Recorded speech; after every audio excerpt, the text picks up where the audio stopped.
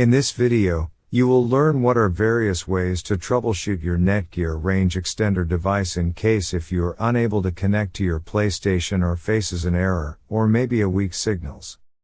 The first thing that you can do is try rebooting your Netgear range extender and your router. Second, if this does not solve the problem, then try factory resetting your Netgear range extender. Or set up your Netgear range extender again. The third thing that you can do is make sure that you are using the latest firmware version on your Netgear range extender. If you do not know how to update firmware, watch one of our videos on it. In case if you are still facing any issue with your Netgear range extender device, get in touch with our Netgear range extender experts for instant solutions. Thanks for watching our video, and do not forget to like, share and comment on the video, so that you never miss any video from our channel.